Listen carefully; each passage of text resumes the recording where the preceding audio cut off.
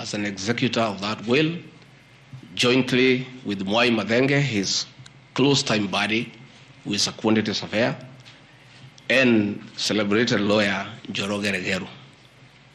The three of us were tasked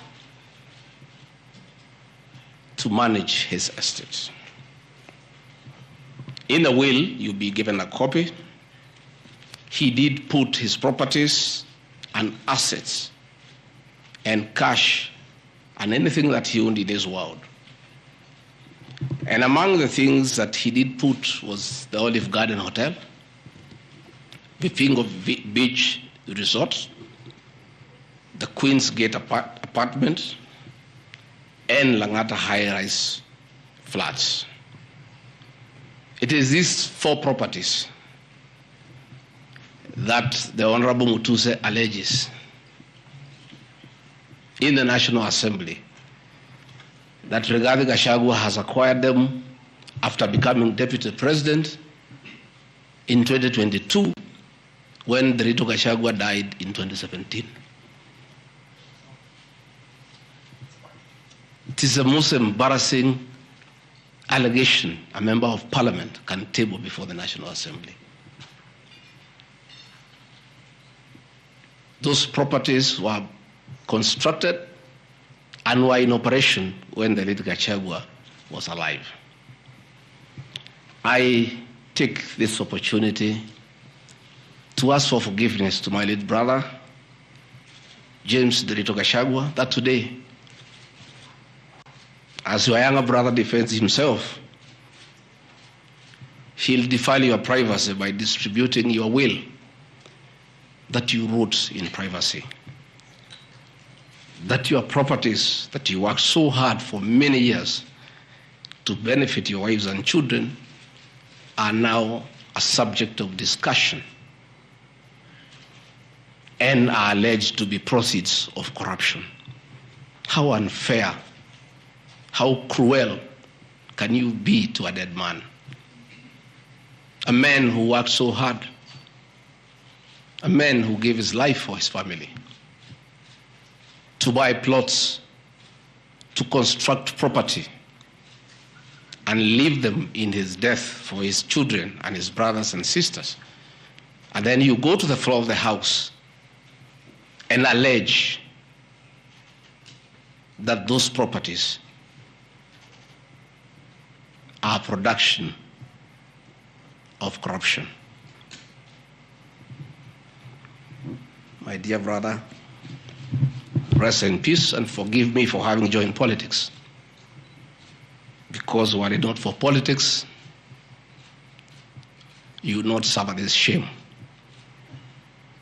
Your children are crestfallen as you see their properties being splashed in newspapers as proceeds of crime. The Olive Garden Hotel that is alleged to have been bought by Rigathi Gachagua belongs to the estate of the late James Derito Gachagua. And in his will, he directed that we sell all his properties and divide the proceeds among his brothers, sisters, wives, and children. We, as the executors of his estate, and I want to pay tribute to lawyer Njoroge Regeru and Mwai Madenge for their commitment and sacrifice to the Gachagua family. Many executors who have been given properties to run by deceased people end up misusing them and depriving the beneficiaries. These two great men and myself, because my brother knew I'm an honest man and a fair person, and he knew his family would never suffer in my hands. We were able to sell Olive Garden Hotel at 412 million and distributed the proceeds to the beneficiaries as directed in his will. We registered his will in the High Court of Kenya and were given the probate. And my late brother, in his wisdom, left Rigathi Gachagua 5% of his wealth. I was therefore able to get 20 million shillings from this sale. That is money that is in my account that again I'm told they are proceeds of crime. He left my mother 5% of his wealth, another 20 million shillings. And since my mother is dead, my late brother, because he trusted me, had put in his will that I hold my mother's shares in trust. So that is another 20 million shillings in my account. Again, my late brother left me another 4% to hold in trust of the children of another brother of ours who is deceased, the late Dr. Friend Wachira Gachagua, whose children are in South Africa. And another 16 million shillings was put in my account. My late brother gave 2% to my wife, Pastor Dorcas, because of her kindness of looking after him when he was ill. All this money that has come to me from a dead brother, I'm being told are proceeds of crime.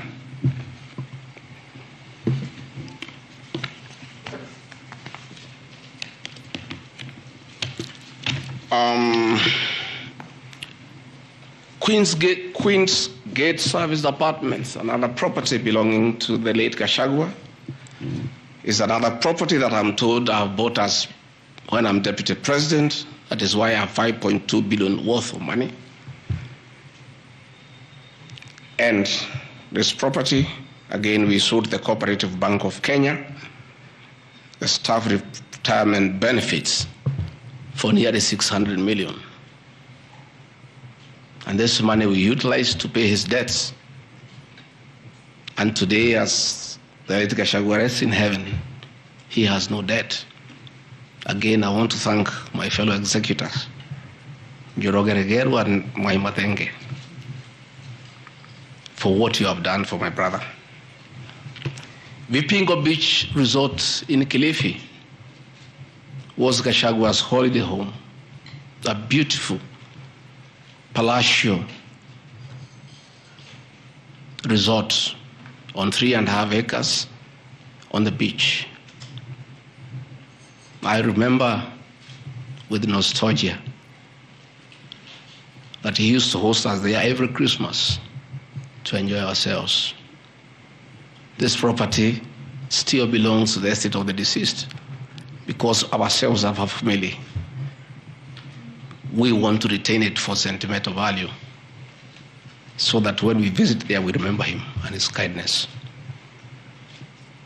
The Honorable Mutuse again goes to the National Assembly in a very emotional manner, quoting the Bible, says that this property has been bought corruptly by the Deputy President without knowing where the money has come from.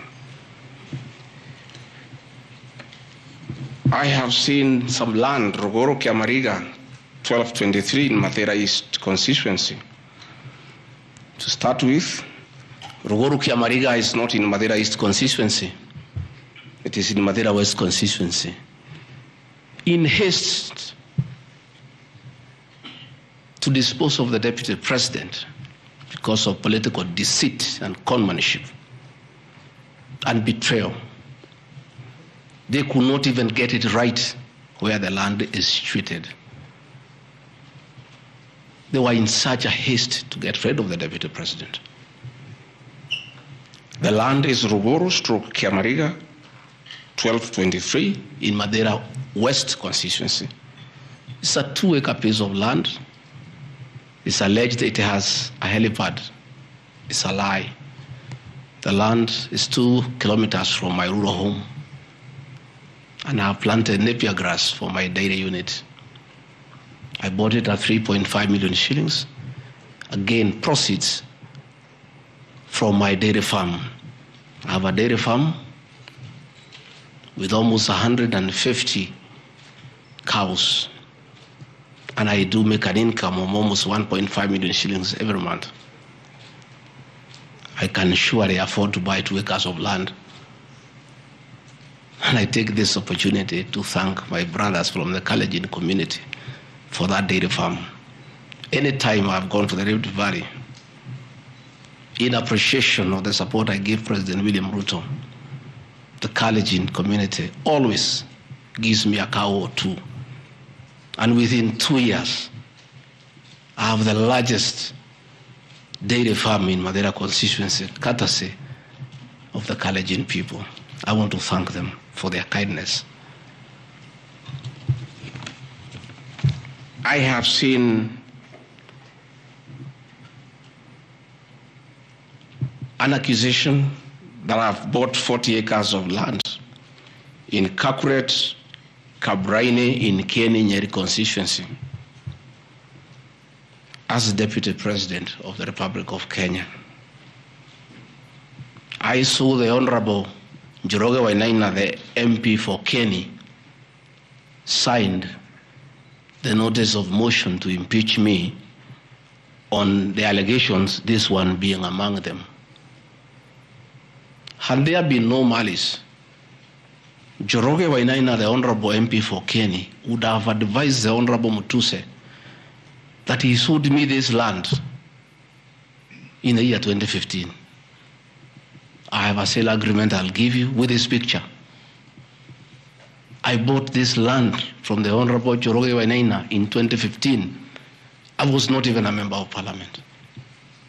Yet he has appended a signature that I should be impeached and go home for having corruptly bought 40 acres of land in Kakuret. In fact, the land is not 40 acres, actually 35. The allegation is that it's 40 acres. But that land is 35 acres. The people of Kakuret know it. I bought it from the Honorable MP for Kieni. And had he read this motion, I'm sure he would not have signed it. But as you all know, there was a lot of coercion. There was a lot of intimidation. And I'm sorry that I'm told the Honorable Wainaina is admitted in hospital because of threats, coercion. He is being forced to hang a brother against his will and his conscience. These are the lies that Mutuse brought to the National Assembly, and asking the people of Kenya to get rid of the Deputy President of the Republic of Kenya based on lies. I have seen another ridiculous allegation that the Honorable Gachagua, Deputy President of the Republic of Kenya, has since becoming Deputy President, acquired 80 acres of land in Meru. That is false. What is true is that the Deputy President is a member of Solution Circle Limited in Meru. And for those who do not know, the Deputy President is half Meru, half Kikuyu. His mother, the late mother, Kirigo Gachagua, was born in Meru in a place called Katheri, and thereafter settled in Kiberesha. Deputy President Rigathi Gachagua sometimes is a lonely man. His father is dead, his mother is dead. His brother, Derito Gachagua, the governor, died of pancreatic cancer. His brother, Dr. Fred Wachira Gachagua, died because of alcohol. His other brother, Jackson Riani, died because of alcohol. His sisters are married. So when he goes home, many times he's lonely. And he decided to look for some land in Meru where he can go and build a house and be among his relatives, his mother's relatives. And in the process, I identified that 29-acre land and borrowed money from Solution Circle, which I'm paying every month. We'll give you documents to show you that this is 29 acres, not 80 acres, that I have bought from a loan that I have taken as a member of Solution Circle in Meru, the land of my mother, and which I call home. I have seen an allegation that I have a dairy farm in Nyandarua. I don't have a single animal in Nyandarua. I have some little land in a place called Shamata, but I'm yet to do anything about it. I think I just mentioned it to one of the member of parliament for that area called Gachagua that I would like to start a dairy farm. And I think those rumors in parliament, the Honorable Mutuse went ahead to say that I own a dairy farm in Nyandarua. I own no such farm today, but God willing, because of the good climate in Daragwa, in Shamata, one day, God willing, I'll have a huge dairy farm. I have seen companies listed just to create an impression that Rigathi Gachagua is doing business. I want the people of Kenya to know that Rigathi Gachagua was a businessman before he became a politician. And he had a life, and that life is part of his history. So getting companies that were associated with him 15 years ago, 13 years ago, 10 years ago, and publishing them, it's just being mischievous. My life did not start as deputy president. I left university in 1989 and served the public for 15 years, up to the year 2002. I left for the private sector for another 15 years. In those 15 years, I was a very astute businessman. And luckily for me, maybe of you who are not that lucky, it was during the Kibaki era when things were working. The economy was strong, business environment was right, and there was room to make money. And I made money that time. Those are old companies, and they are not trading. And when I became deputy president, a few companies that owned properties, I transferred to my children, and I told them to continue doing business and not to do business with government because I don't want conflict of interest.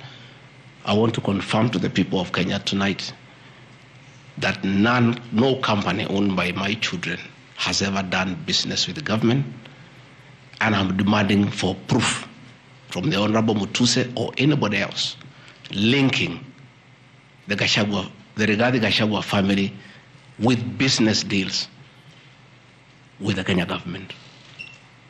I agreed with my children that they do business with the private sector, do farming, and run the family business that I bequeathed them. These companies are all listed. And just for clarity, because I don't think they are worth a reply, because there's nothing about them. Rigathi Gachagua Foundation. As a member of parliament, I was educating orphans, I was educating children of single mothers, I was educating children of PWDs. And the education needed to continue, and I don't have the benefit of CDF money. So I started a foundation, the Rigathi Gachagua Foundation, to continue doing the work of charity. I have seen my foundation here. The Honorable Mutuse has not said what crime the Deputy President has done by having a foundation that is non-profit making. For the purposes of clarity, I'll give you the bank statement for this foundation. I have only received a total of 12 million shillings from well-wishers, which have educated children, have educated students at Pwani University, and other vulnerable people. Dorcas Rigathi Gachagua Foundation, this is just an attempt to bring my family into mud. Every Kenyan knows the work Dorcas Rigathi has done in this country for the boy child. She has opened clinics for addicted children, and she gets a lot of money in her foundation. Since a decision was made that the government will not fund the office of the spouse of the deputy president, Kenyans of goodwill flock to her every day with cash donations, with material donations, for her to continue with a very good program she's doing of rehabilitating children in Kilifi, in Mombasa, in Nyandarua, in Laikipia, in Nairobi, and her work is well documented. I am yet to see from the mover of this motion what crime the Dorcas Gachagua Foundation has done. There is no allegation, there is no evidence, there is nothing. Against the Gachagua Foundation, there is nothing. Spiritway Limited is a company registered by Dorcas Rigathi that does work with church ministries. This ministry has not traded, does not even have a bank account. It's some strong women of God who have come together to create a company around their issues to preach the gospel. The mover of this motion has not indicated at all what crime this company has committed, other than dragging the name of my wife into mud in the National Assembly. Calvary Creed International Limited, as the name suggests, is a company founded by my wife in 2015, long before I became deputy president. Again, on evangelism and activities to do with the Church of Christ. I have not seen a single allegation against this company. Mothers of the Lord Limited. Again, this is a company incorporated by my wife, Pastor Dorcas, in 2021 with our friends. It has never traded. It does not even have a bank account. The Anani Collective.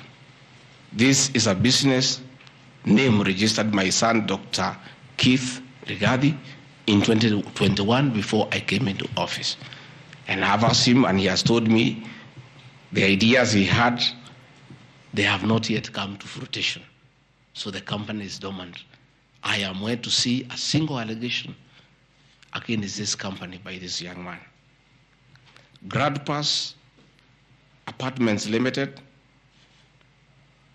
is a company that the executors of the late Gachagua put together to manage Langata View Apartments. The late Gachagua left 80 apartments for his children in Langata and asked us to sell and distribute the proceeds to the wives, the children, and the brothers in a formula that he gave. In a family meeting that I chaired, we agreed as a family that we should not sell the flats. We should share them so that everybody can be getting a rental income. In that formula, because of the shares he gave to me, I have 10 flats. His daughter has 10, his wife has 5, another one has 2, another has 1. So we did put this company together called Grand Bypass Apartments Limited. This is a company that will be managing those flats on behalf of the beneficiaries of the estate of the late Gachagua. Again, this company has been put here by the Honorable Mutuse as a company that is involved in corruption. A company set to manage flats belonging to a dead good man who had foresight to think about the future of his children. And in his death, he is being haunted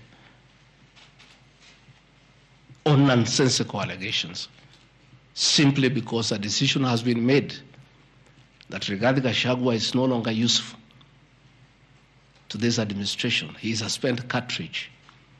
His work was to help fight Uhuru Kenyatta and get President William Ruto to power. And thereafter, he is of no use. So he should be dispensed with, and somebody else can be appointed. Again, it's the will of the Kenyan people. That is the viciousness that we are even fighting the dead. How cruel can we be? How insensitive can we be? What is this power thing? That you even fight the dead for you to entrench yourself in power and get rid of your perceived political enemies. I appeal to the people of Kenya to have respect for the dead, if nothing else. People may have money, they may have power, they may have everything, but they must remember that it is very respectful to respect the dead. Please stop haunting my late brother. Don't put him on trial. He committed no crime by working hard and leaving an inheritance for his children and entrusting his brother, Gachagua, to look after that property.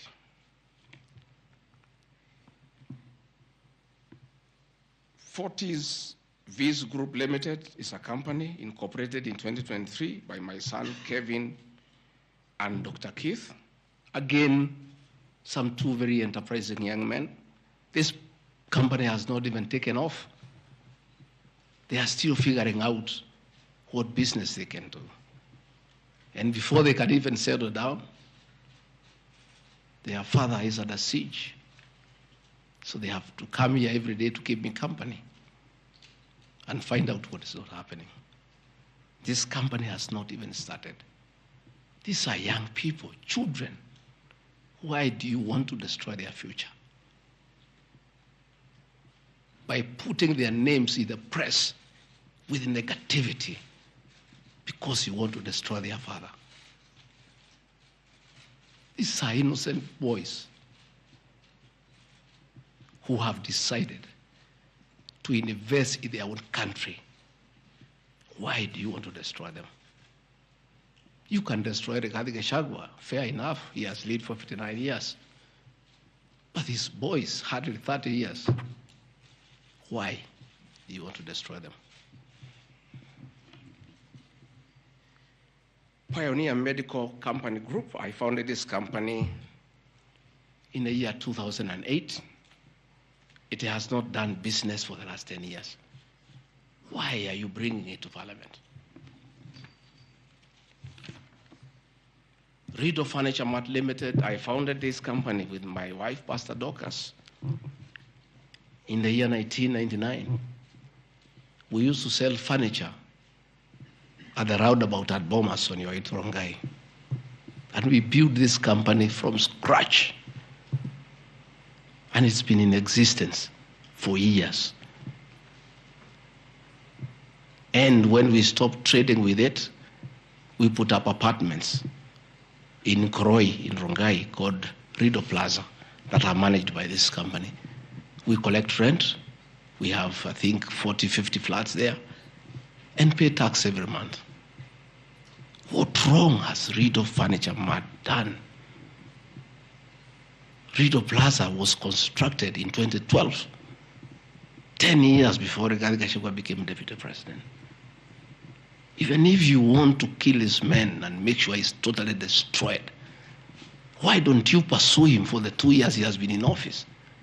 Why do you want to go back 20 years before he became deputy president and criminalize his enterprise and his hard work? Biovet Kenya Limited is a company, again, I founded in 2009. Many years before I even went to Parliament. It has not done business for the last 15 years. Not a single shred of evidence that this company has done wrong. It's not there. Murani Manufacturers Limited. It's a company that is founded by a character from our village, and sold some shares to my wife and my children and interested them in manufacturing feeds for pigs and for chicken. It never even took off. This company has never traded in government. It has not done any business. It is actually dormant. I'm told the account has only 132,000 shillings. And you want to set the Deputy President of the Republic of Kenya, a man elected by 7.2 million Kenya shillings, because his wife and children have some shares in a company that has 132,000 shillings. Surely. Delta Merchants Limited is a company I founded in 2009 during the Kibaki era. It has not done business for 15 years. We demand that you say what this company has done. Wamunyoro Investments Limited is a company named after my village in Wamunyoro, which I founded in the year 2001 as a construction company. This company owns a lot of property that I bought in those years when the economy of this country was on sound footing. Since I became Deputy President, we ceased all activities of this company. It has not done a single transaction with anybody. The company is dormant, but it owns property. Those properties were bought and acquired long before I became Deputy President.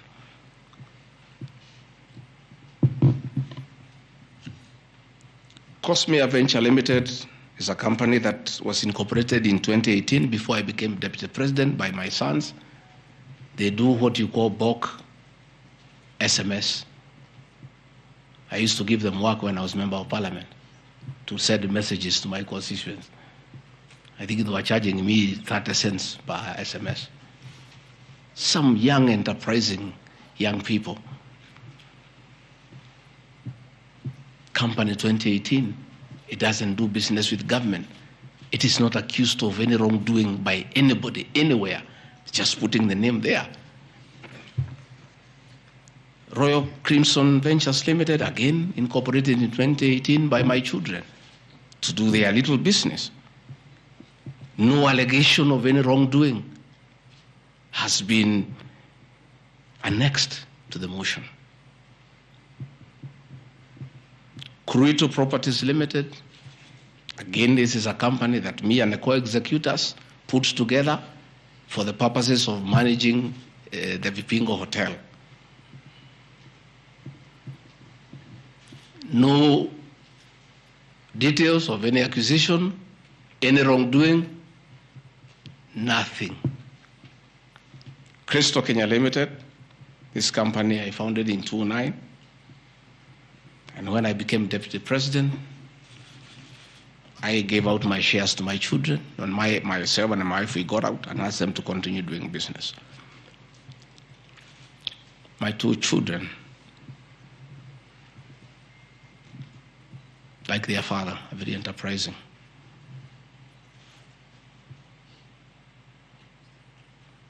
Nyeri County, where I come from, we were hit badly by COVID, and all our hotels shut down.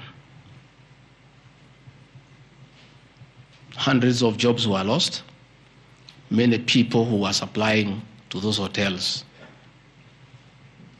shut down. The two most important hotels in Nyeri is the Outspan Hotel and the Treetops Hotel, and they are always run together. The Outspan Hotel was for sale, and my children were interested, and I encouraged them.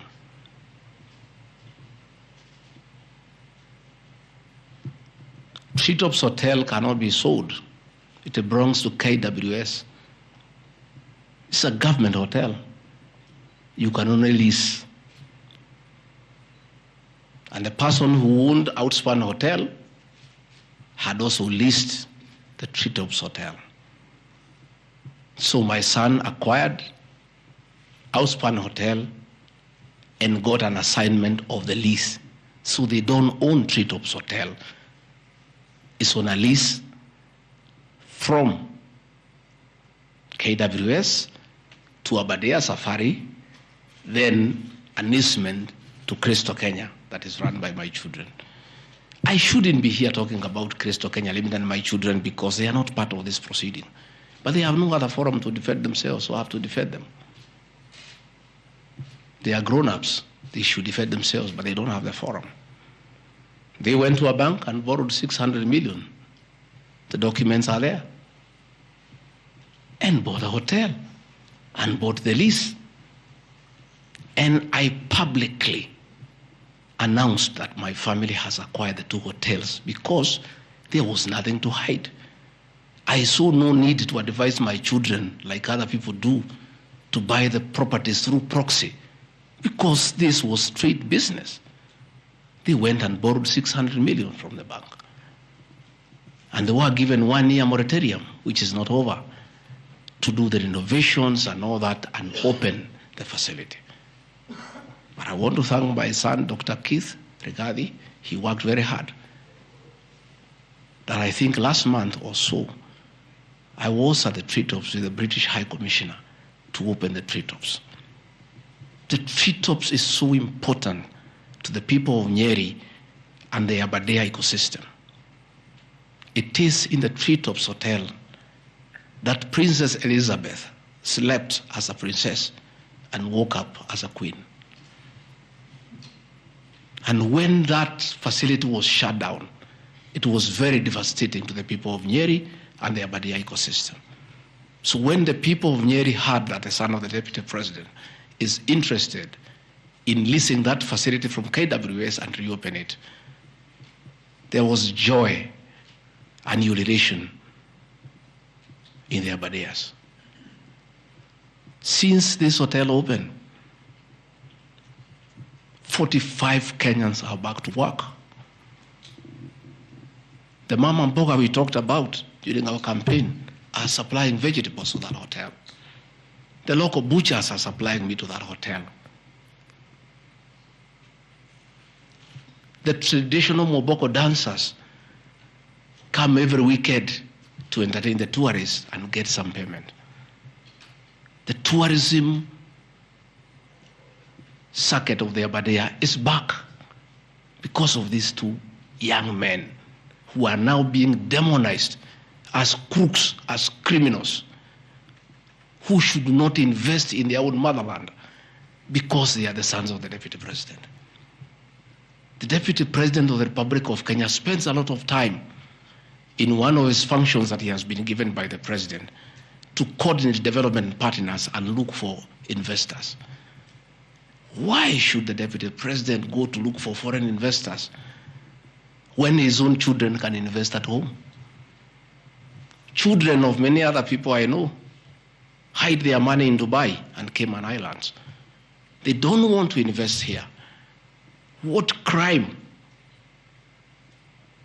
have the children of the deputy president of the Republic of Kenya committed by borrowing money from a bank to buy a hotel and spur tourism, create employment, and spur business within the local environment? These boys are so demoralized, asking me, Dad, why didn't you advise us that it's a crime to be your children, that we have no life of our own, that we shouldn't invest in our own country, and if we dare to invest, we should do it at our proxy so that we conceal our identity? Are we criminals by virtue of being your children? That's a question my children are asking me.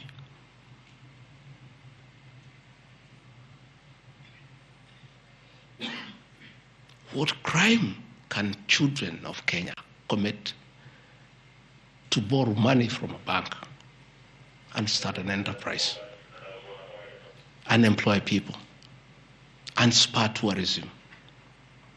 How unfair can a country be to its young population to condemn them for being enterprising?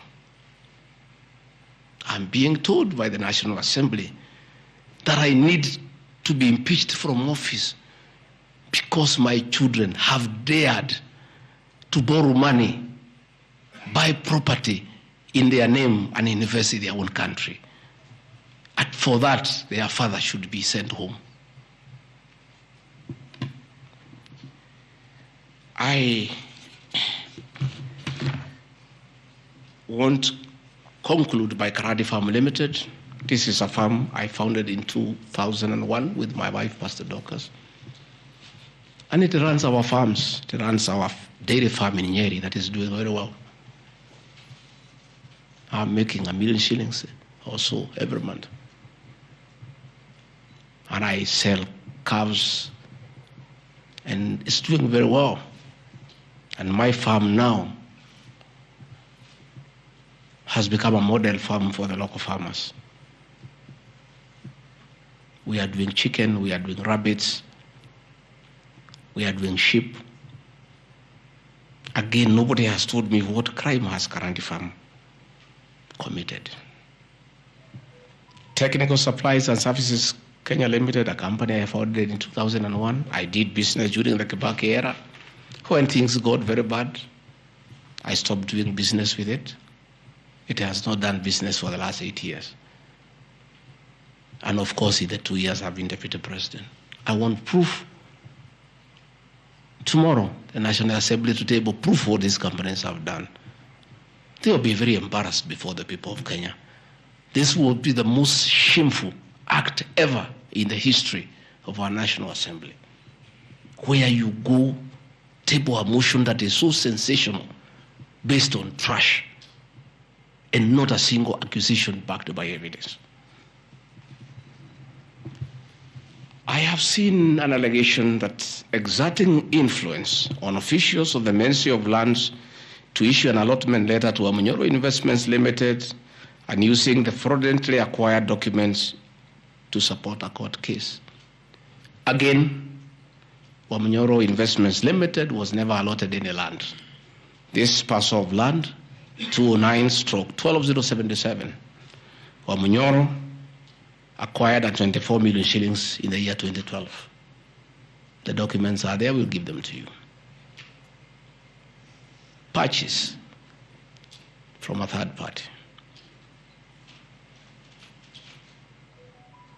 Somebody went to the National Land Commission and lodged a case and claimed the property belonged to him, a former senior outside the Ministry of Lands.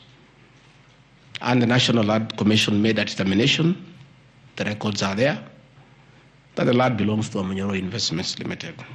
Again, he went to the High Court in the year 2022. I was not deputy president. I made my witness statement before I became deputy president. I supplied all documents before I became deputy president. I did not file any evidence as deputy president. And the matter was concluded, and the High Court issued a judgment. We'll give you the judgment that the land belongs to Amunyoro Investments Limited. I am told that they have appealed the judgment. I invite the Honorable Mutuse to apply to be co-joined in the appeal, and then he can argue his case. This is a matter that has been adjudicated by the High Court of Kenya and made a determination. And you want to bring it to the National Assembly. The matter is alive with the Court of Appeal. It is sub judice to even discuss it in Parliament because a determination has been made. Irregular procurement of mosquito nets at a cost of 3.7 billion.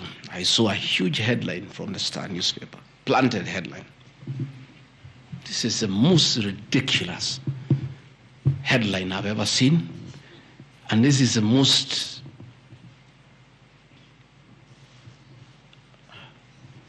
I lack a proper one, and I don't want to speak in Kikuyu.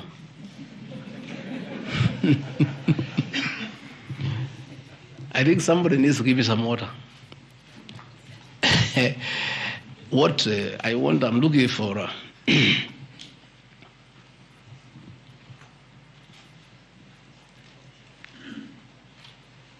I have seen that allegation. I want to respond as follows. One,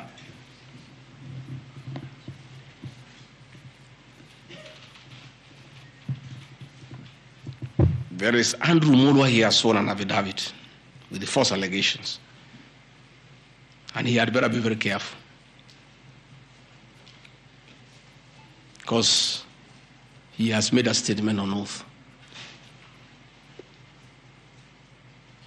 In the affidavit, he says that Deputy President was involved in KEMSA 3.7 billion irregular procurement of malaria nets, either directly or through proxies. Further,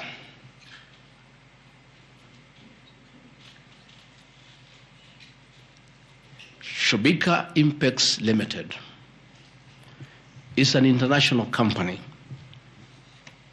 the fourth largest manufacturer of mosquito nets in the world. It has done many tenders with KEMSA, with the Global Fund, countries in Africa, in Asia. And there was a tender.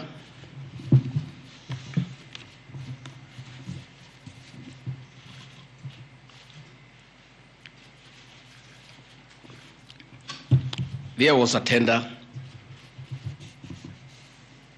funded by Global Fund through KEMSA, and it was an international tender for manufacturers.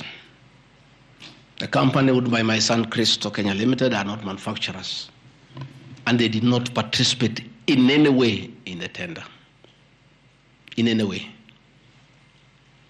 What happened is that in the year 2014, 8 years before I became Deputy President, Shobika Impex Limited appointed Christo Kenya as their local agent, whose work is to do their errands and follow their supplies at the ports of entry. Christo Kenya did not participate in this tender. It was done by Shobika. KEMSA wrote to Shobika and said, your tender was not successful because you had a problem with pagination of your security document. Pagination. Those of you who have done tenders, you number the pages. And if they are not right, you can be disqualified. And therefore, they were told, can you come and collect your bid board, your regional bid board? That's what happens. If you participate in a tender and you don't win, you are asked to collect your bid board. And they kept on coming to collect the bid board. It was not available for almost 3 months. And they asked the local agent, that is Christo Kenya Limited, can you follow up on our behalf? We participated in this tender. We did not win. We have a letter asking us to collect the bid board.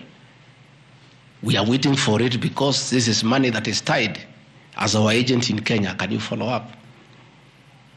And that is why when my son, on behalf of Christo Kenya Limited, went to KEMSA trying to follow up, and when it was not working, he brought it to my attention, and I made a call to Mr. Andrew Mulwa, asking, my son has been here. There is a little issue about a bid board of an unsuccessful tenderer. Why is it that this is money that is tied? And these are foreigners, these are foreign investors. We don't want to make life difficult for them. Please, why don't you release it to it unless there's a problem? Oh, he said, no, the matter is under investigation. That is why we cannot release it. The bid board is with the SEC. I said, fine. If the matter is under investigation, so be it. Right along, the investigations were over. EACC wrote to KEMSA and returned the bid board. KEMSA in return wrote to Shobika and returned the bid board. End of story. Shobika did not win the tender. They were not awarded the contract to supply the nets. No nets were supplied by Shobika. No public funds were lost. And we are told by Deputy President asking why a bid board to a tenderer who has failed to win cannot be returned. He endangered the lives of the people of Kenya. That is how absurd the allegation is. There is no evidence that the company with my son participated in the tender. They did not participate. There is no evidence that the deputy president interfered with the tender. The only crime is that urging so that we don't frustrate foreign investors. If they were not successful, why are you keeping their tender security? You need to give it to them. And it was a lot of money. I think it was 500 million or something like that. So I want to say these are very ridiculous, and I take great exception to the headline by the Star. Please, we'll give you the documents. Tell us, where was the deputy president involved in a tender?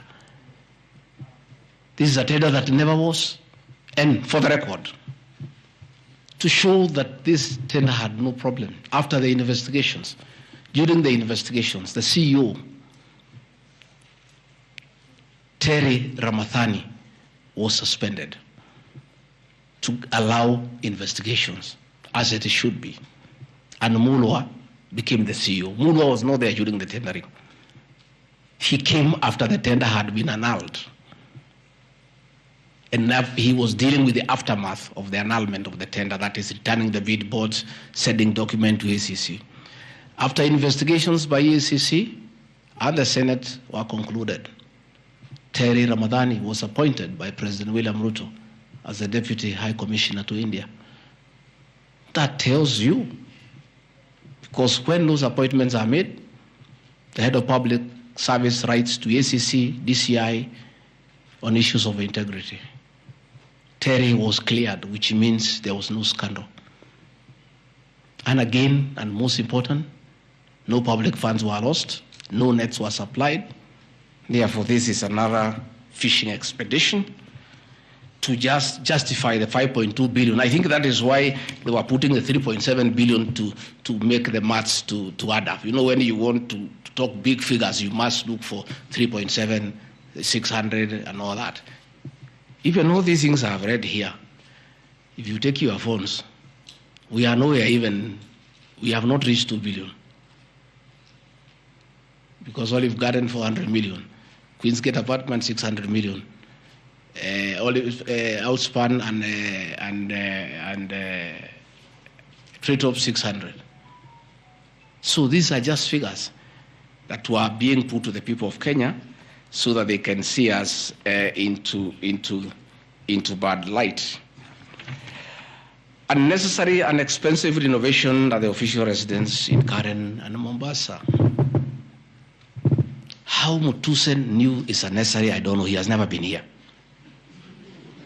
You guys were here before. When President William Ruto was deputy president, he was denied funds for 5 years. This place was in very high state of disrepair. It took me 7 months to move in. The roofs were leaking, the toilets were blocked, the septic tanks was broken down, the borehole was broken. There was nothing. Parliament, in its own wisdom, allocated funds for the renovation of this residence. As a deputy president, I have nothing to do with public expenditure. In fact, at that time, the accounting officer, between 2022 and 2023 financial year, was the State House Controller. Procurement was done, tender was awarded, and the renovations were done. And you can see the place looks good. There was need to dignify the office of the Deputy President because he has a function of coordinating development partners. Ambassadors and high commissioners and all sorts of international visitors are always here. So to dignify the office of the Deputy President, the residents needed to be in the right standard, and that is not my decision, and I have nothing to do with it. As for the contractor who was awarded the job, I don't know him, and I don't need to know him. I have no business. Where he transferred his money, I would not know. I have no access to his account. Whether he is related to me, the answer is no, I don't know him. And for the record, I don't wish to know him because it's not necessary.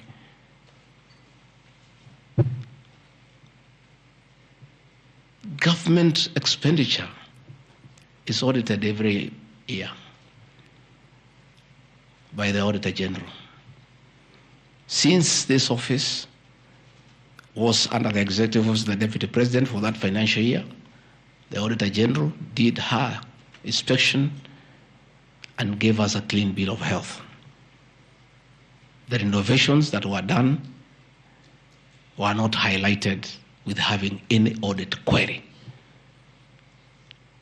If the Honorable Mutuse had taken his time to look at the Auditor General's report, he would not have brought this baseless accusation. And even if there was an accusation, it should be directed to the accounting officer, who is the State House Controller, not me. I don't deal with procurement. I don't deal with financial management. I don't deal with anything to do with public finances. But since the matter has been raised, I have to answer to it. I have looked at the Auditor General's report, clean. I have looked at the contract, it's signed by the Controller of State House. As to the work, that I can attest, they did a very good job. And this residence has been dignified. The same with the residence in Mombasa. You know, the residence in Mombasa is where President William Ruto and his wife, Mama Rachel, were chased away, and the house allocated to the regional commissioner. And on assuming office, I took up the residence. It was in state of disrepair. Again, it was renovated. It's a good place. And I normally go there when I go to Mombasa. And it makes a lot of sense, because before the renovation of that residence, anytime I went to Mombasa, I normally have a huge delegation of security people, hospitality, and all that goes with the office, not really me. The bills were very expensive. It makes a lot of sense to have an official residence for the Deputy President in Mombasa, so that when he is there, you cut down on public expenditure.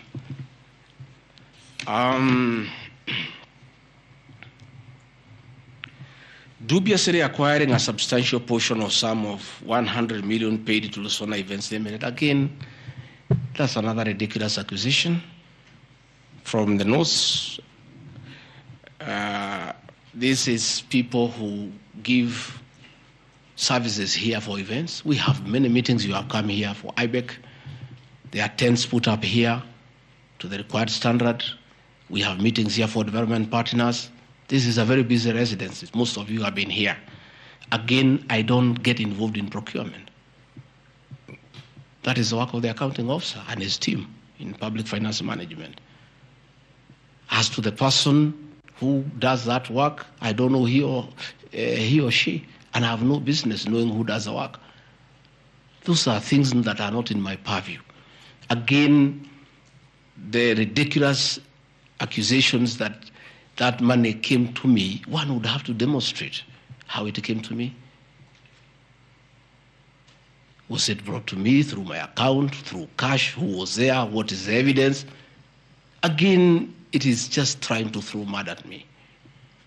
And I want to say that that accusation is baseless, and we believe we want to see the mover of the motion coming up with tangible evidence. Again, these accusations lack particularities and accusations.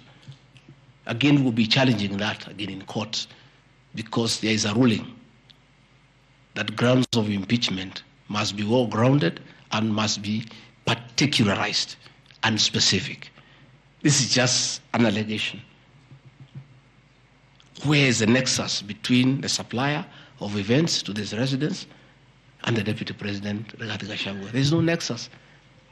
I don't know the person. I don't know the company. I'm not involved in the procurement. I don't even know how it is procured.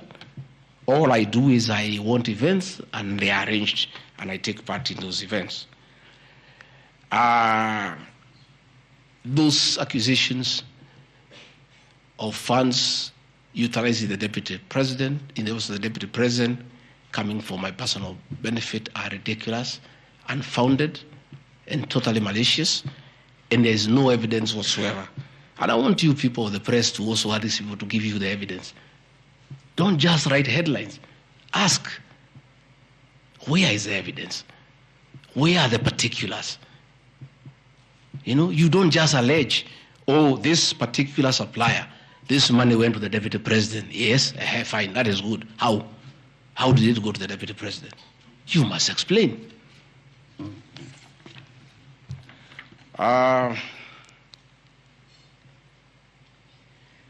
Alleged sensational but false allegations against Lady Justice Esther Maina.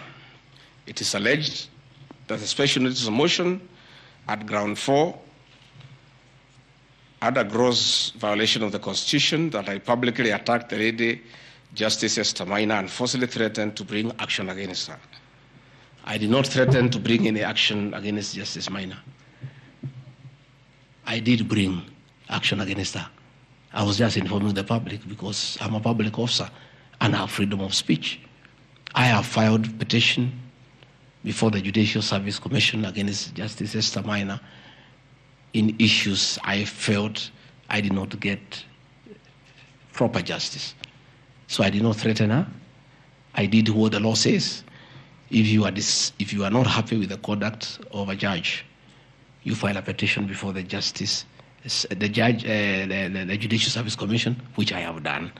Again, I don't want to delve before the matters because it is against sub judice. But that I have done, so I cannot be threatened. I cannot be said to threaten her. And again, I have a right as a leader, as a Kenyan, to say what I'm doing. And I did say publicly that I will bring a petition against her. I have done it. And the evidence is there. You see it. We have filed a petition, and we are waiting for it to be concluded.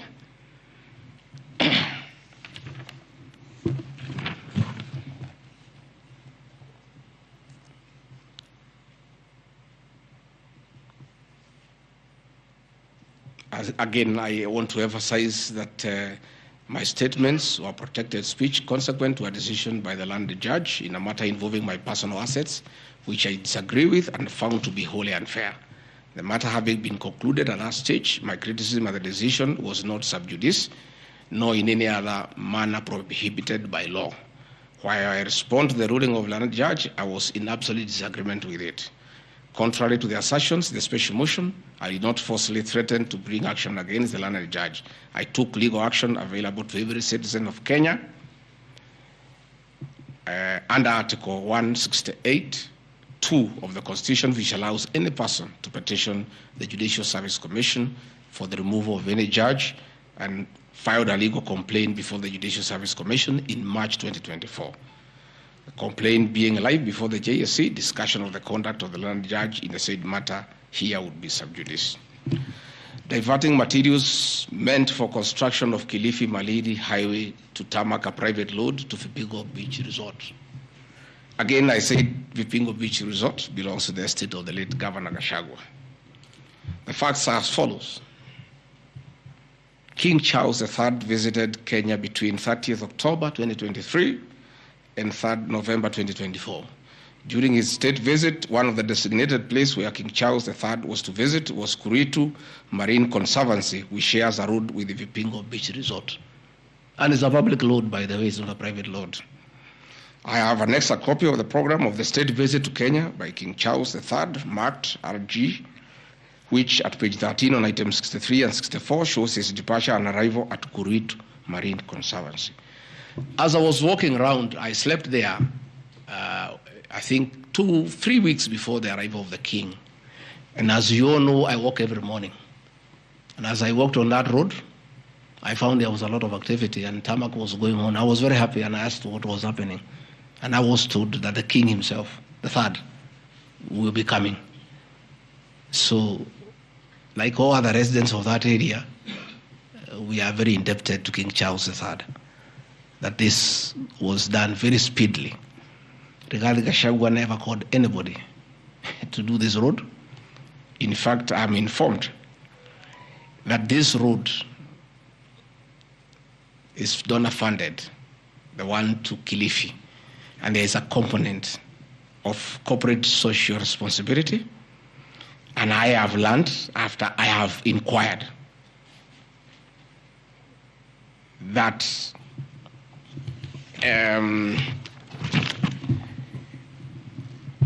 these people of that road is called Takaungu Shariani Vipingo.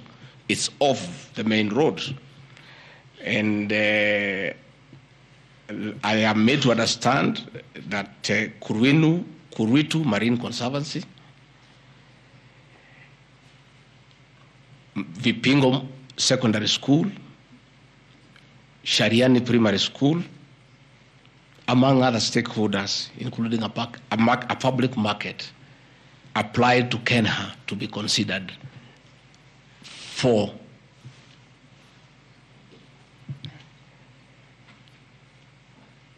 corporate social responsibility. And I think the issue of the king hastened that request. And that's why I said we are grateful to the king. Again, I invite evidence to show that I influenced that road. In any case, I would like to know the member of parliament for that area, how he will vote in this motion. He should be a very happy man.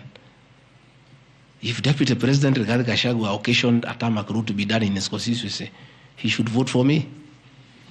But I didn't. And when I went there, that Shariani market, people are very happy with that road, because I walk there in the morning when I sleep there. People are very happy with that road. The secondary school there, the boys and girls are very happy. The primary schools are there. And again, contrary to the assertion by the Honorable Mutuse, it's not a private road, it's a public road. And it is serving many people, a primary school, a secondary school, a market, and a whole community, including the family of the estate of the late Governor Gachagua. We are just beneficiaries of good deeds by our government that were hastened by the arrival of His Majesty the King III. Undermining the President and the Cabinet by allegedly making contradictory public statements from the position taken by Cabinet regarding the evacuation of the people residing along Nairobi River. To start with, for the record, President William Ruto has never complained to me that I have undermined him. If he has told that to Honorable Mutuse, I would like to know that he has complained to Honorable Mutuse that his deputy has undermined him. Article 147 of the Constitution provides the Deputy President shall be the principal assistant to the President and shall deputize for the President in the execution of the President's functions. Article 28, which states that every person has inherent dignity and the right to have that dignity respected and protected. Article 29C, which states that every person has the right to freedom and security of the person, which includes the right not to be subjected to any form of violence from either public or private sources. Section 152G1 of the Land Act, which states that notwithstanding any provisions to the contrary in this act or in any other written law, all eviction shall be carried out in strict accordance with the following procedures. A, be preceded by proper identification of those taking part in the eviction or demolitions. B, be preceded by the presentation of the formal authorizations for the action. C, where groups of people are involved, government officials or their representatives to be present during an eviction. D, to be carried out in a manner which respects the dignity, right to life and security of those affected. Include special measures to ensure effective protection to groups and people who are vulnerable, such as women, children and elderly, and persons with disabilities. F, include special measures to ensure that there is no arbitrary deprivation of property or possessions as a result of the eviction. G, include mechanisms to protect property and possessions left behind involuntarily from destruction. H, respect the principles of necessity and proportionality during the use of force and give the affected person the first priority to demolish and salvage their property. Critically, our Constitution provides at Section 147(2) that first, the Deputy President shall perform the functions conferred by these constitutions and any other functions of the President as the President may assign. Pursuant to Article 3 of the Constitution, I, as well as every citizen of Kenya and state of public officers, have the obligation to respect, uphold, and defend the Constitution in performing any of my functions. The national values and principles of governance contained in Article 10 of the Constitution bind all state organs, public officers, and all persons, including myself as the Deputy President, wherever we make or implement public policy decisions. In relation to this matter, these national values and principles include the rule of law, democracy, and participation of the people, human dignity, equity, social justice, inclusiveness, equality, human rights, non-discrimination, and protection of the marginalized. Adherence to these principles became extremely important when we, as state officers, are contemplating legal evacuation of citizens with a duty to avoid inhuman forced evictions that would be contrary to our Constitution and international law. While campaigning with the President, and subsequently when I was sworn in as Deputy President, you can remember, I promised as a key pillar to the Kenya Kwanza government that there will be no forced and unlawful evictions, and that all evictions shall be human and entail legal compensation. You remember my inauguration speech. I said never again shall this administration carry out inhuman evictions in a brutal manner as was done in the previous administration. I and my office, the Office of the Deputy President, have undertaken extensive engagement with all parties in regard to the cabinet decision on eviction, which I fully support, including the Nairobi River, which is an entity under the ODP and County Government of Nairobi. Adherence to these principles become extremely important when we as state officers are contemplating legal evacuation of citizens with a duty to avoid inhuman forced evictions that would be contrary to our Constitution and international law. Guideline number 6 of the United Nations General Assembly, guidelines for the implementation of the rights to adequate housing, prohibits forced evictions, and the state should ensure that any eviction under domestic law are fully compliant with international law. The guidelines further require meaningful engagement with communities to ensure that the rights of residents are implemented cooperatively without the need for eviction procedures or police enforcement. I have supported the implementation of cabinet directives on the eviction, safe for the fact that on being informed that each person residing at the Nairobi River was being evicted and paid only 10,000 shillings, which I and many other Kenyans felt inadequate compensation for eviction. I insisted that the government should abide by constitutional dictates and international norms while implementing any cabinet decision, including eviction, and maintain the dignity of citizens of Kenya facing evictions. My statements did not and cannot be construed to undermining the president, because the president, like me, sought to defend the very Constitution. I hope I'm very clear. Am I clear? I cannot, I will not oversee, supervise, forced, brutal eviction against the people of Kenya. That I will not, and I can't. President William Ruto and I on the campaign trail gave a solemn undertaking to the people of Kenya that under our administration, that will never happen. So when I was asked to oversee brutal, inhuman eviction against innocent people without notice, without compensation, without due regard to what the Constitution says, I found it very, very difficult, and I rescued myself and allowed the CS for Interior, the Head of Public Service, the PS for Internal Security to proceed. If that is the reason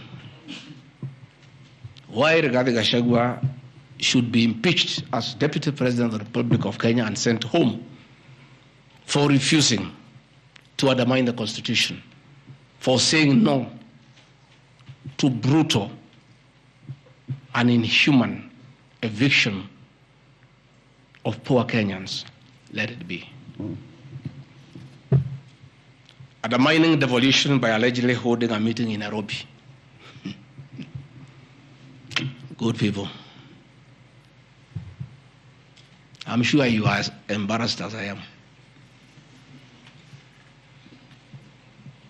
That a deputy president holding a public meeting to talk to the people of Kenya is undermining devolution. To start with, Deputy President Rigathi Gachagua, in the duties spelled out by the President under Executive Order number 1 of 2023, he has the duties to coordinate intergovernmental relations. I work with the governors. This is the home of devolution. I hold meetings with the governors every day. I chair IBEC. I cannot be accused. And I need evidence tabled that I undermined devolution. The motion alleges that on 29 September 2024, I unlawfully interfered with the running of the Nairobi City Council government by holding a public rally where I allegedly incited citizens against lawful directives of the county government on planning and relocation of markets. This is my response. It is not true that I incited citizens against the lawful directives of the county government, as alleged. I wish to clarify and point out that when I held the public rally, I merely requested the governor of Nairobi County to speak and listen to grievances which were being raised by the market traders. Videos will be produced tomorrow in the National Assembly. I, Rigathi Gachagua, asking Governor Sakaja to take time to listen to the people and listen to their grievances. The traders had sought me out to intervene and request the governor on their behalf to dialogue with them and seek a solution to their grievances with regard to the relocation of markets. Had the governor listened to these traders, they would have had no business coming looking for me. All I was saying is listen to the people. Before you relocate them, have public participation. Most of those traders have lived in Wakulima market for 40 years. They wanted to discuss with the governor what happens to us, what happens to our customers, what happens to the distances that we cover, what about the extra cost of going to the new relocation. And I think the traders were right. Requesting a meeting with an elected leader is their right. And when they requested me to go and meet them, because they were desperate and they needed somebody to hear to them, I did go and speak to them. Again,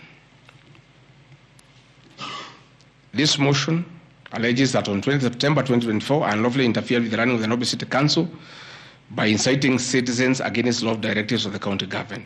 The leadership of Nairobi business traders approached me sometime in March 2024 at my official residence to discuss multiple issues affecting business and requested engagement in the resolution and intervention on these issues adverse to business. Consequent to this meeting, I directed that short, medium, and long-term strategies be undertaken, coordinated by the Office of the Deputy President, to address the issues raised that are cross-cutting with the agencies including KRA, Kenya Post Authority, Counterfeit Authority, Kenya Bureau of Standards, the National Police Service, Kenya Corporate Board, given that devolution is under the Office of the Deputy President. I was just doing my work. On 11th April 2024, the Small Traders and Government Agencies Technical Committee, coordinated by my office, held a meeting to discuss issues raised by the small traders, including Mudhurwa Market, attended by ODP staff in a supportive role in keeping with the draft framework of cooperation and engagement between government, Nairobi City County, and the Nairobi business traders. Subsequent to that meeting, a meeting on 24th April 2024 between Nairobi City Council and the Nairobi small traders and numerous others, the ODP on 22nd July 2024 invited His Excellency Johnson Sakaja, among other state officers, to a meeting at ODP officers scheduled for 22nd July 2024 to review the draft framework of the cooperation and engagement between the small traders and the government of Kenya. On 3rd September 2024, the ODP wrote to Governor Johnson Sakaja and all other stakeholders, submitting a final combined draft of the framework for review and feedback. After all the engagement between all the parties and the draft framework, Governor Sakaja decided to arbitrarily proceed with the relocation of Muthurwa Market. That gave rise to the cry by the people. Meetings had been held, a framework had been agreed on. And as an elected leader, as deputy president, I think going to listen to people who are in anguish, who are crying, is responsible leadership. The government that President William Ruto and I lead is a listening government. And going to listen to people cannot be an impeachable crime. I would like to know how members of parliament would want to send me home for going to listen to people who are crying that they need to be listened to. I would like to understand. Undermining devolution by allegedly holding meetings to fight alcohol.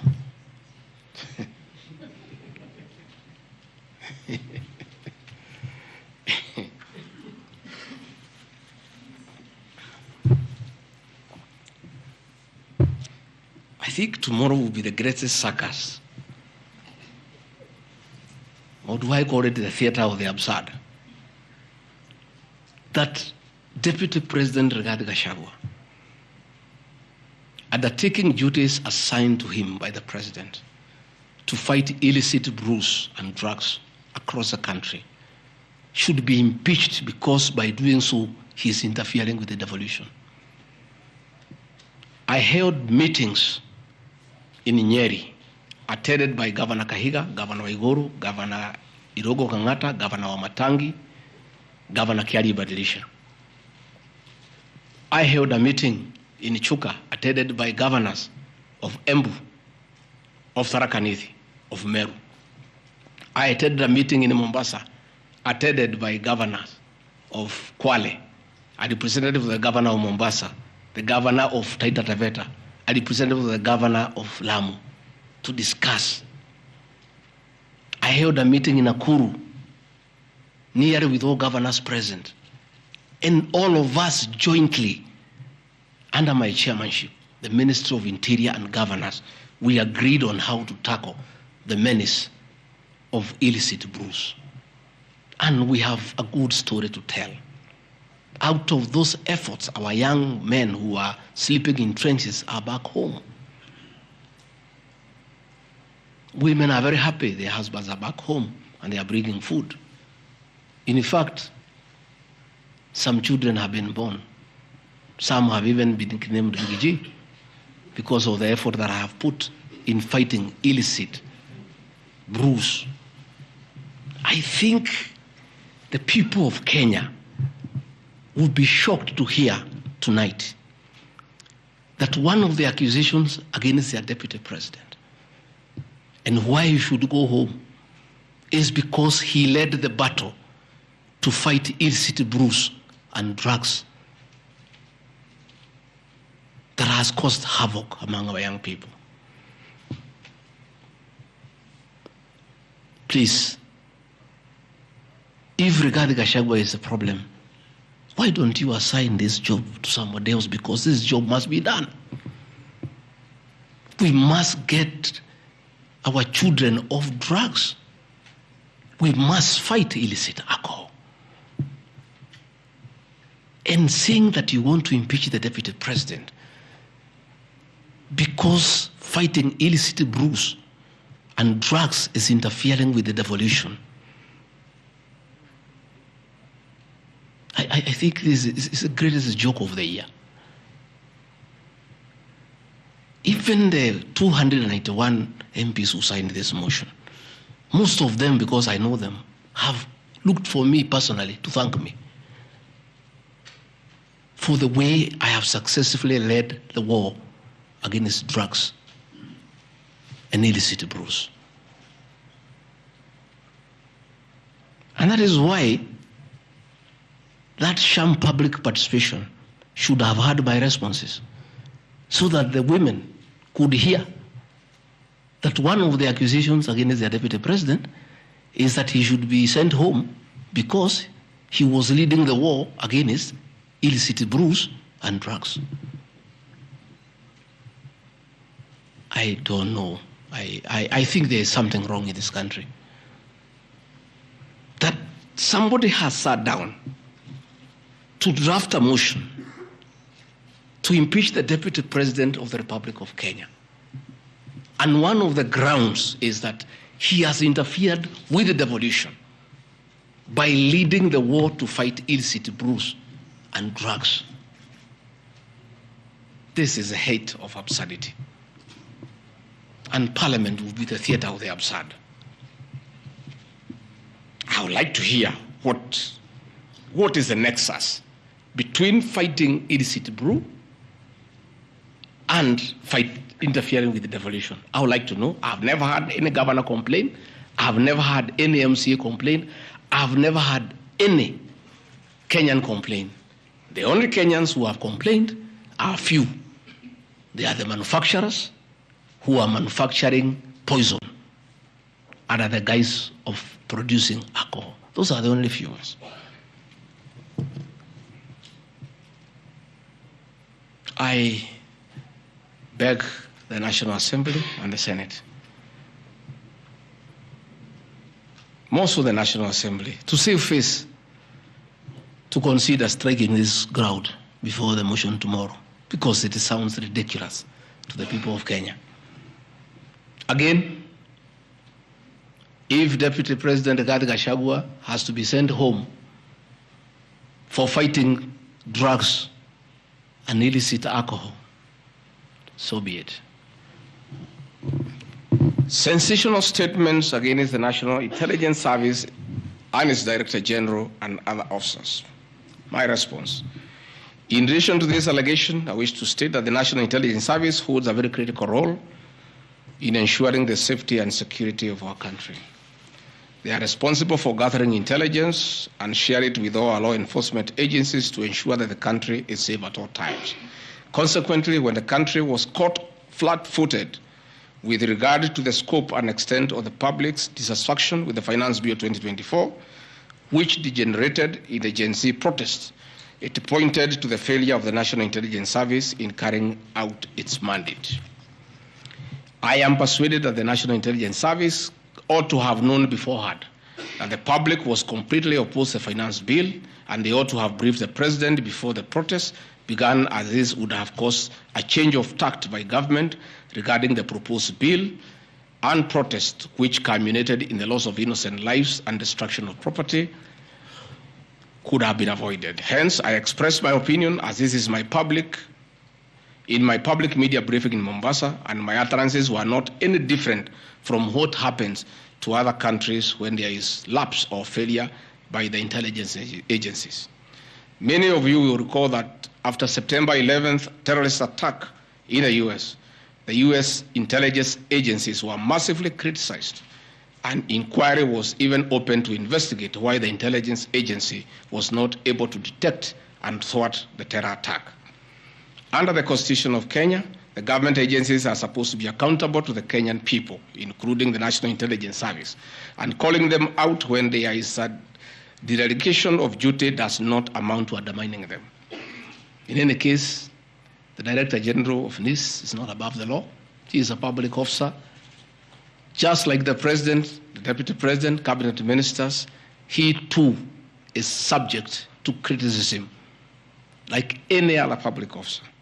In fact, I'll have videos. President William Ruto, as Deputy President, at one time criticized the then Director General of the National Intelligence Service.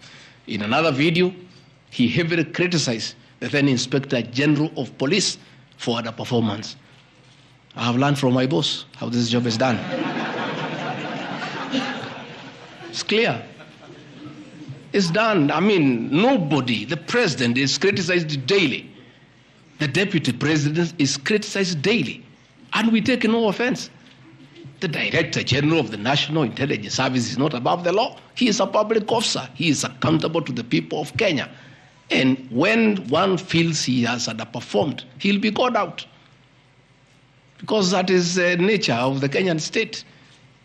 And this I learned from my boss when he was deputy president. Again, there was an issue that the president and I committed ourselves publicly that never again in our administration shall ever we allow abductions and extrajudicial killings. Despite the police keeping on misleading the president to say that there are no abductions, you all know, you have evidence on video that they have happened. And that is what I commented, and I said it is wrong.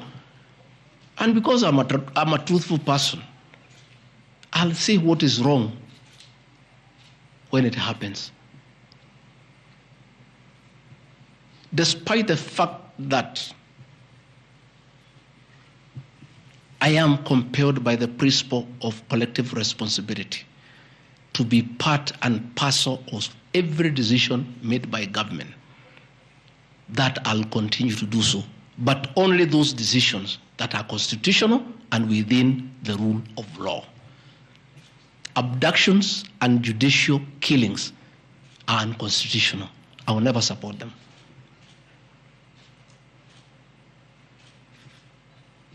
President William Ruto has been criticized left, right, and center. I have not seen him take anybody to court for criticizing him. Why is Rigathi Gachagua being impeached for calling out the Director General of the National Intelligence Service? The Deputy President is criticized daily. The judiciary is criticized daily. The media is criticized daily, including the Star, whom I have criticized today. But that is as far as it goes.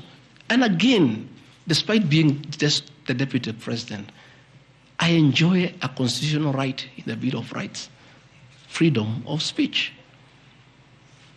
And if the Director General of the National Intelligence Service was aggrieved, there are mechanisms of how he can take me to court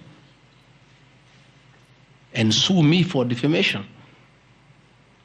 And I'll be able to argue why I said what I said. So that is not a ground for impeachment. I mean, that is curtailing liberties, the freedom of expression, the freedom to hold public officers accountable for their actions.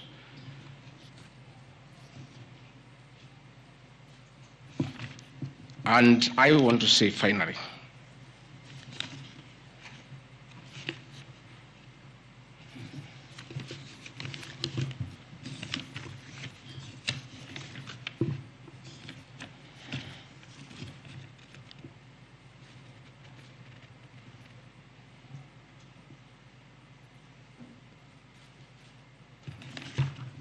I think I've literally addressed all the grounds because I felt it's important for the people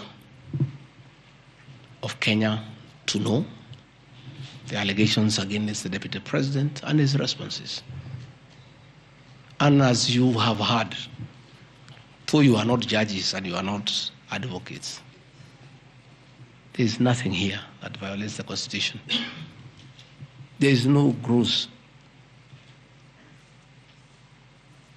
misconduct. There is no crime that has been committed.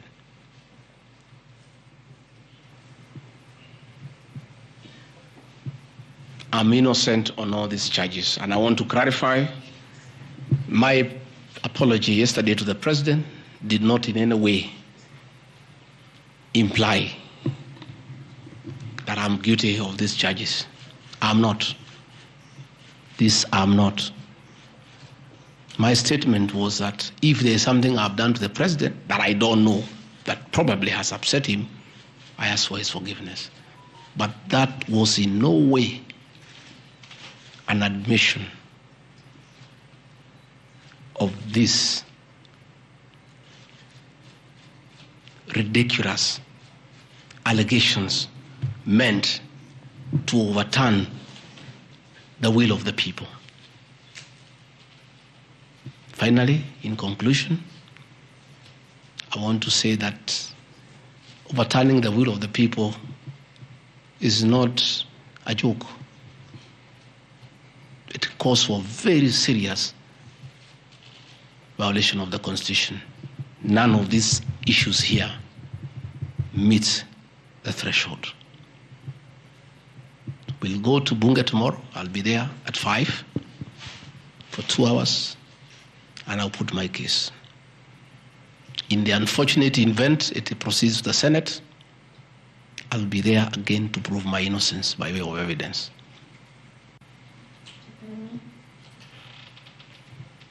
When I called this press conference, there was a lot of speculation that Rigathi Gachagua wants to resign.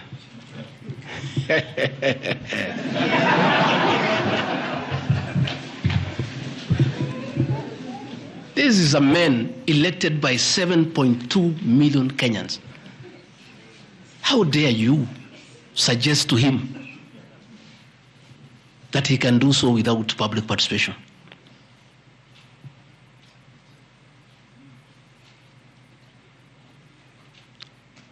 I have no intention whatsoever to resign from this job. I'll fight to the end. I have tremendous respect for our judiciary and the professional judges of the High Court, the Court of Appeal, and the Supreme Court. And in the professional manner they have handled serious issues affecting Kenya. The impeachment of a deputy president elected by 7.2 million Kenyans is not a small matter that can hastily be decided by a few members of parliament and senators and wish it away.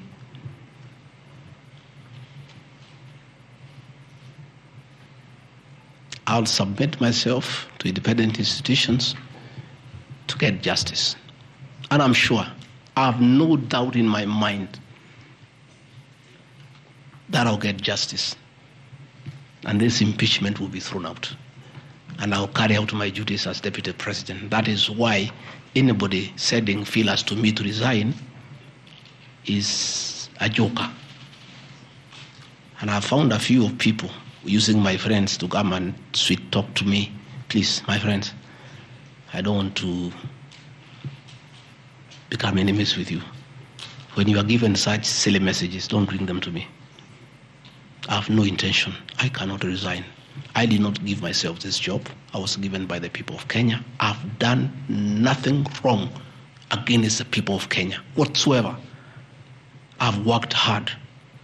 I've been very loyal to my boss, President William Ruto. I have worked hard every day.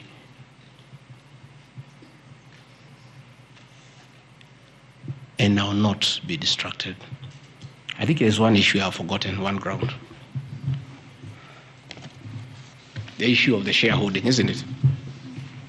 Even you guys can remind me if there's one issue that I have not dealt with.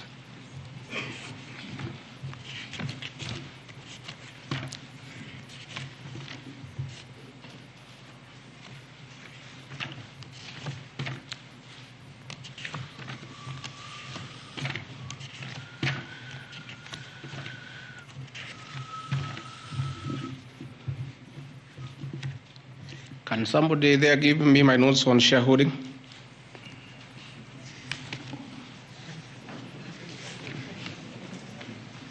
Yeah, I have them here. That's okay. Yeah, this is an important one. Yeah, there are several. I had not. There are a few silly ones. There's one that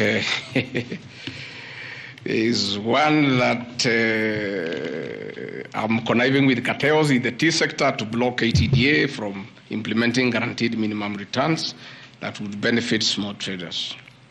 The allegation is not true. No evidence whatsoever has been adduced to substantiate this claim. As far as I know, I've successfully completed my mandate, which was assigned to me by the president, which culminated into creating synergy between people who had taken KTDA to court and suspended the operation of the Tea Act. As a result, the Tea Act now is in operation. The president never mandated me to take over the affairs of the Ministry of Agriculture. He asked me to spearhead tea reforms.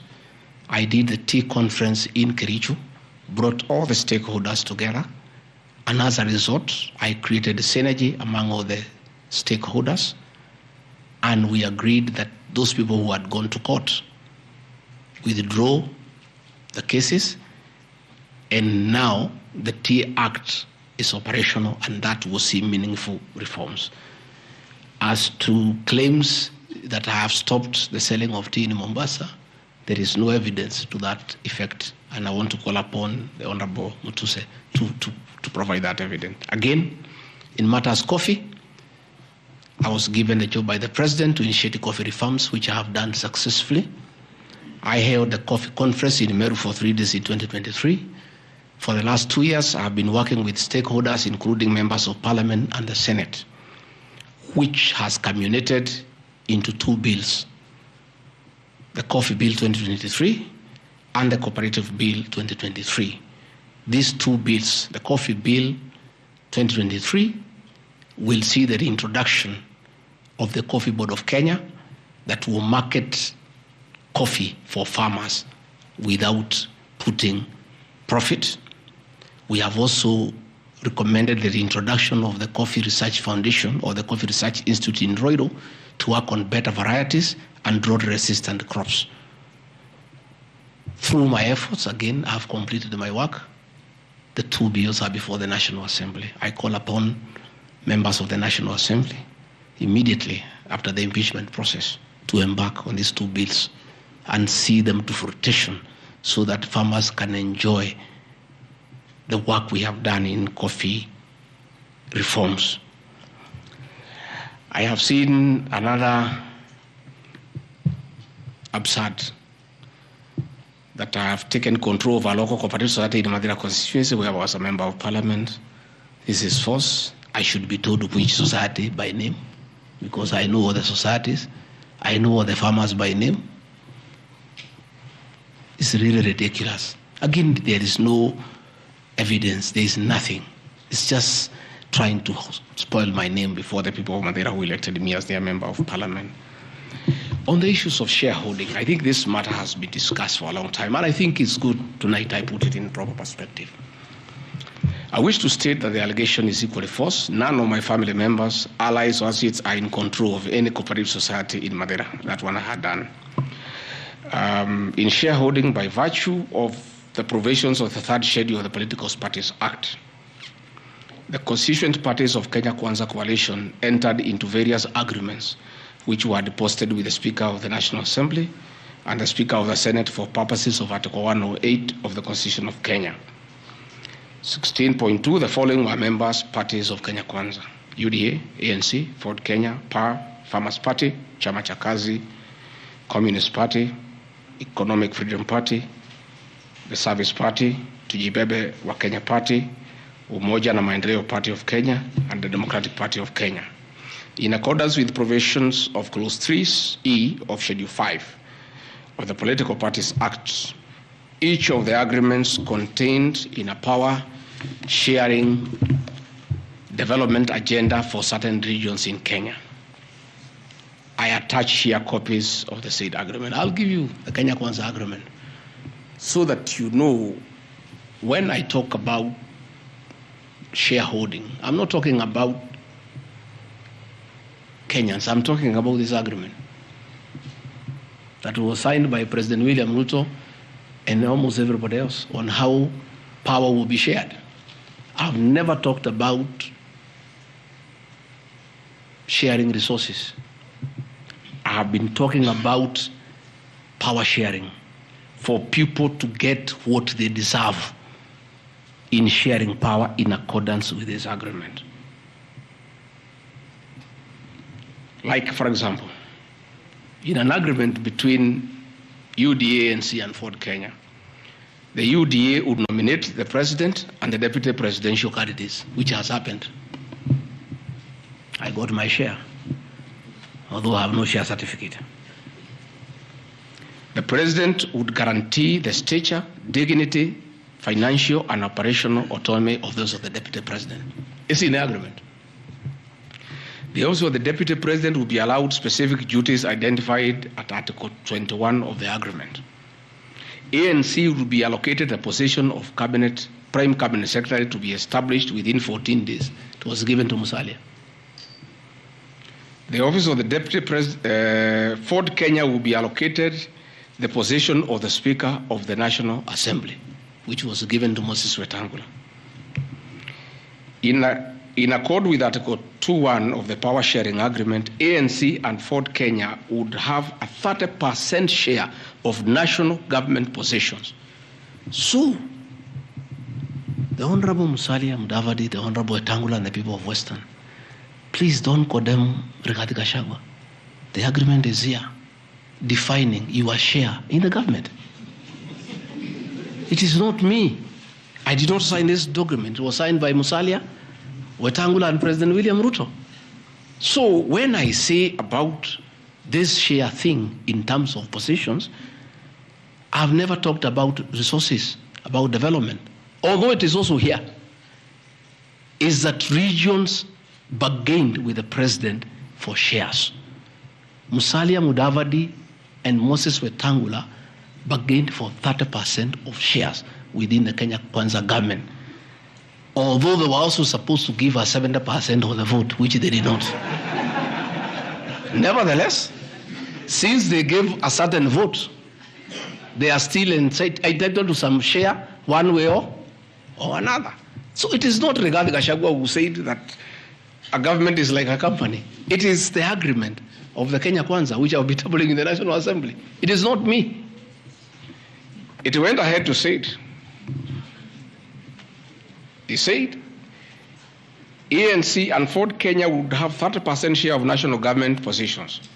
That is cabinet secretaries, principal secretaries, high commissioners, ambassadors, diplomatic and consular representatives, chairpersons of state corporations, directors of state corporations, chairpersons and commissions of constitutional commissions, provided the 30% share is to be shared equally between the ANC and Ford Kenya. Sasa mimi nikiambia watu wafuate share yao, makosa yangu ni gani? Iko hapa. I did not sign. They went ahead, Musalia Mudavadi and Wetangula, and they must follow these things. Because I will not follow for them, because I was not party to the Western agreement. The agreements were with regions. So when people say I'm dividing regions, I'm simply following the Kenya Kwanza agreement of the way it was debated. They went ahead and said, Article 22 of sharing agreement set out a list of priority projects which Kenya Kwanza would endeavor to fulfill in the ANC and Ford Kenya strongholds of Western Kenya between 2022 to 2027 on a priority basis. Musalia Mudavadi and Wetangula signed a package for Western Kenya. I've never had anybody call them tribalists, but they signed an agreement demanding for Western Kenya. They demanded, and it was agreed it will be done, completion of all incomplete or stored bitumen roads,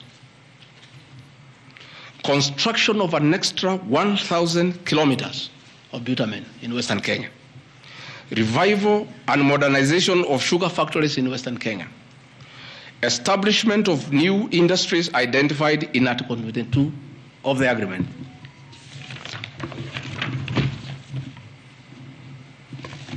Ladies and gentlemen, this is the Kenya Kwanza agreement on shareholding.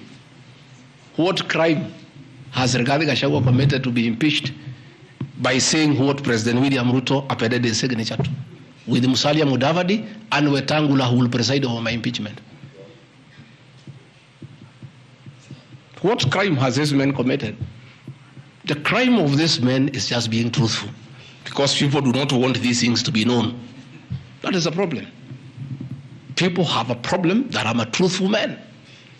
The people of Western Kenya has now known today what their leaders signed with President William Ruto. it is upon them to demand their share as per this agreement. I did not sign this agreement. I will read the people who signed. But because I was present and I'm a truthful man, I fight for the people of Western Kenya. Power sharing agreement between Kenya Kwanza and PAR of Amason Kingi. I want to give 2 examples. Yeah? In accord with Article 8 of the agreement, PAR would be allocated the position of the Speaker of the Senate. He negotiated for himself. Let's be truthful. You brought this motion. We'll discuss. The people of Kenya must know the truth so that if Gachagua is being crucified for being truthful, let the people of Kenya know why he is being crucified. How can Moses Wetangula say I should be impeached because of saying people to get their shares when he is a signatory to a share agreement with the president on what will go to Western Kenya, and then they accuse me of tribalism? They did not say anything should go to Central or Mount Kenya. They talked about Western. When I say something for Mountain, I'm a tribalist. Kingi said, position of Speaker, you are mepewa. Article 9A of the Power Sharing Agreement, PAR would nominate the candidate for appointment of 1 principal secretary when Kenya Kwanza came to power. Amepewa. For Article 9B, the Power Sharing Agreement, Kenya Kwanza and PAR would agree on what share of national government positions, cabinet secretaries, principal secretaries, high commissioners, ambassadors, diplomatic and consular representatives, chairpersons, state corporations, etc., etc. Power sharing agreement, that is a word, so that nobody should ever again in this country ever accuse me of talking of shares. It is not me. It is my boss, President William Ruto, who appended his signature with other leaders that Kenya is like a company of shares. It is not me. And he signed the agreements. Sharing Kenya is here, it's being shared. True or false? True or false? They have shared the Speaker, they have shared the Senate, they have shared Deputy President, they have shared the President. That's what I've been saying. And then I'm being told that I'm dividing the country along ethnic lines. I did not append this signature. I'm just being truthful. That is my crime. People want these things to be hidden so that they pretend to be nationalistic and say Rigathi Gachagua is tribal. But the people who append these signatures are the ones who should explain why they were signing things for their regions only. Yet they say they are national leaders. Power sharing agreement between the Kenya Kwanza coalition on one part and the Communist Party, nini. So, Service Party, at least I saw Chama cha Kazi. They say the party leader should get something. Moses Kuria was given something. The Service Party of Mwangi Kiujuri got nothing. You know? So, unajua sasa, ile shida iko Kenya hii ni ukora. And people not being truthful. The agreements are here. Like in a Communist Party, they have been making noise. They signed an agreement, they have not seen anybody. Yeah? So,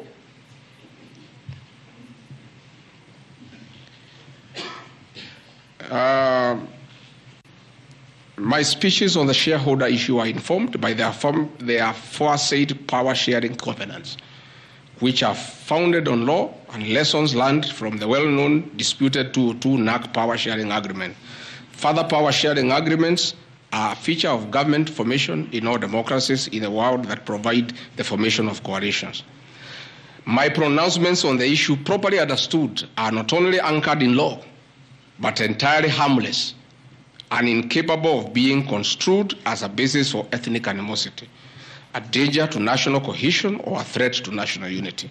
On the contrary, coalition building has been one of the most important innovations since the disputed 2007 elections in ensuring stability, equitable sharing of political power, national cohesion, and fostering of national unity of national unity. Indeed, Kenya Kwanza's main opponent in the 2022 general election, Azimio la Umoja, One Kenya Coalition Party, was a political party consisting of 25 or so political parties who also executed a power-sharing agreement as required by Schedule 3 of political parties. However, notwithstanding of the said power-sharing agreements, upon election as the Deputy President of Kenya, I went out of my way, as required by the Constitution of Kenya, to serve all Kenyans regardless of their political preferences during the election or ethnic origin. I'll produce videos on all those things. Again, my decision to embrace the broad-based government following the decision of the cabinet after the Gen Z protest is that I support coalition building. And even when the Honorable Wright Odinga came, he got some shares. True or false? I mean, surely, why is Rigathi Gachagua being vilified? By just being truthful. You know, it's good to be truthful.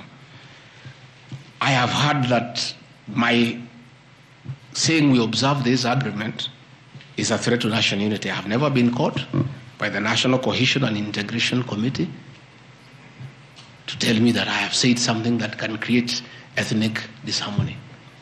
On the issues of one man, one vote, one shilling, I am told again that it can create tribal hatred. How? The one man, one vote, one shilling is not a formula for Mount Kenya region. Far from it. The one man, one vote, one shilling talks about equity. The gist of that formula is that all Kenyans should be treated equally. If we are giving bursary to the children of Kenya, let us agree how many children we have. If there are 30 million and we have 100 million, we divide equally and distribute to every constituency to those children. If a hospital takes care of 1,000 patients, we decide based on population what is the size of the hospital to be constructed in Roiro, where there are 800,000 people. If one borehole serves 500 people, do you construct one borehole in an area where there are 10,000 people? You need to construct more boreholes. That's all.